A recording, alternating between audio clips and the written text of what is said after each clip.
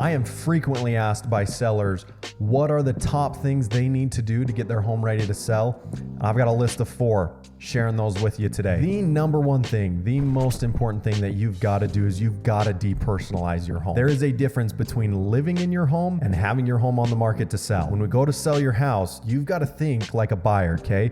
They're going to come walk into your home, and whether they think of it consciously or subconsciously, they're going to try and picture themselves living there. And if you give them any reason to think that your home's not the right fit, they'll move on. They'll keep looking and your home will become obsolete to them. So some of the things that you've got to consider, you've got to take down all of your family pictures. If they feel like they are in somebody else's house and that thought is constantly playing through their mind, they're going to tour your home fast. And if they tour your home fast, it's not going to sink in. They're not going to internalize it. They're not going to want to buy your house. So take down all of your family photos. That includes any sort of paintings or pictures that your kids have drawn or whatever that are hanging on your fridge. Get rid of them. Got to get rid of them. You also want to make sure that you have any like for me, I'm a huge jazz fan, right? I've got tons of jazz stuff throughout my house. I'm going to take all of that down when I sell my house because I want to make sure that every buyer walking through my house sees themselves living there. That's my number one tip.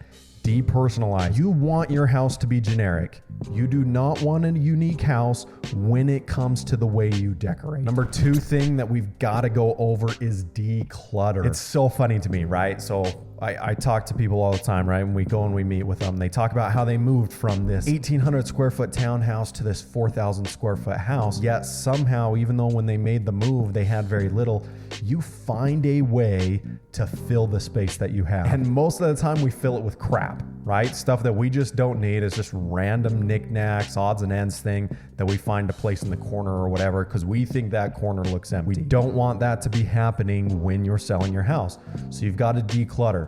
My general rule of thumb, get rid of 40% of your stuff. You're going to like this tip too when it comes to moving and you're buying your new house. If you can get rid of 40% of your stuff that's in your current home, it's going to make it look bigger and it's going to be more appealing to buyers because your home feels bigger. It feels like there's more space there. Tell people all the time, no 2,000 square foot home is built the same. Some feel big, some feel small. Way you can capitalize on that is decluttering. So what you need to do, go through your home, look at everything. Your home's probably going to be on the market in that sales stage for 30 to 60 days. So you need to go through your house and decide, what can I live without for the next 60 days, keeping in mind that I've got to get rid of 40% of this stuff. Then as you box that up, you put it in the garage, you take it to a storage unit if you have that option, you put it away where it's not going to be seen. Now the nice thing is then when you move, you can think to yourself, okay, I didn't use that stuff for 60 days.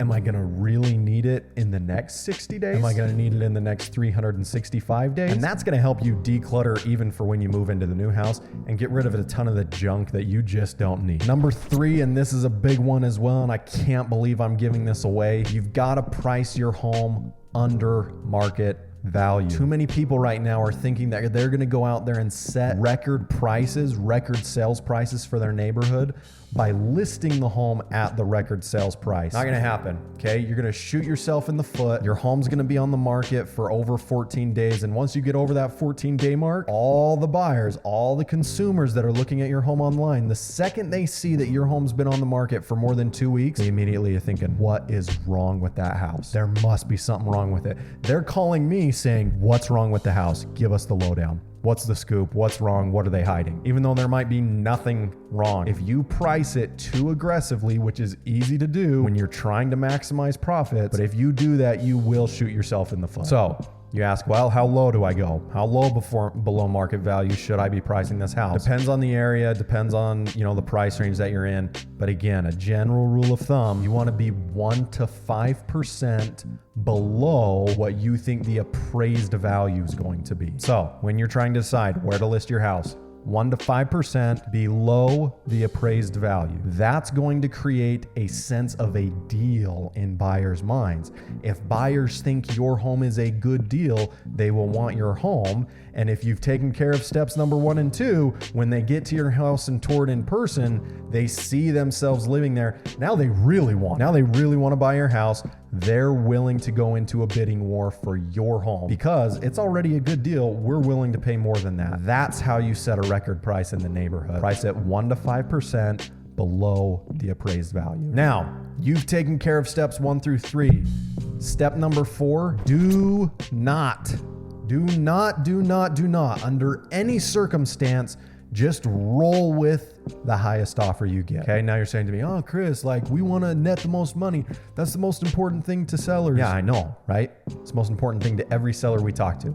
They want the most money. That's what we're trying to do. But the key is you can do that in other ways. So when you sit down and you look at all the offers that are placed before you on the table, you've got multiple offers because you followed steps 1 through 3. You're looking at these offers, okay? Trying to decide what to do. What you want to do is decide what are the most important things to you besides net. Just get net out of your mind for a second, okay? What is most important to you? Do you want to have to do a lot of inspection repairs? Do you want to be able to live in the home for 30 to 90 days after you sell it? Do you need your money quickly? Do you need a quick close date? Do you want to pay for a home warranty? Do you want guaranteed money up front that even if the buyer walks away, even if the buyer decides they don't want to buy your house, that you still are guaranteed X amount of dollars? Those are the types of questions that you need to be asking yourself. And what's most important? Write it down on a piece of paper. This is most important, then this, then this, then this, right? You get that down, you show it to your realtor, you say, this is what's important to me besides net. Now, what we do with the multiple offers is we take that list and we say, okay, well, which of these offers besides purchase price meets the most of these criteria that you've laid out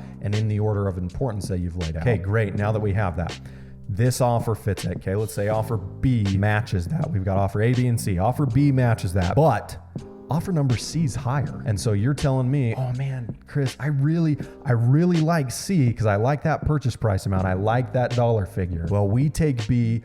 I call up offer B and I say, hey, look, we really like your offer. Great offer. We really appreciate it. We just have another offer though that's more money than yours. So we need you to increase that offer to X purchase price. If you can match C's offer with X purchase price, it's yours. House is yours. That's how you do it. We find that buyers are willing to match. They're willing to price match, okay? But think about it, okay? Put yourself in the buyer's shoes. You just walk through a house, you love it. You are willing to do whatever it takes to get that house, yet nobody will tell you exactly what you have to offer, okay? You're basically blindfolded and you're gonna throw a dart at the wall, hoping that the purchase price lands and it sticks. You have everything else that matches. You've got the best contingencies. Everything else on your offer's great except the purchase price. Seller picks offer C because the purchase price is higher. You find out a month later what that purchase price is because the home goes the sale of the home goes through. You can see the sales price, whatever. And you're like, oh man, I would have paid that much for that house. Happens all the time. So when you're looking at offers, don't just say this one's the highest, we're rolling with it, okay? You can get more. You can get better contingencies. You can get other offers to increase their purchase price. The other thing too is a lot of times, even if the purchase price is really high, you can still go back to them and squeeze out another $5,000 out of them. $5,000 doesn't change that buyer's mortgage all that much. Do not be afraid to go back to that buyer and say, hey, if you'll go up, if they offer 400, hey, if you'll go up to 405, it's yours, because they're going to take it. They're going to be willing to increase their offer $5,000. That's how we put another $5,000 in your pocket, right? So if you guys found these tips helpful, hit that subscribe button, be in the know what's happening in Utah's real estate market, and stay up to date and informed as we release new videos. Thanks.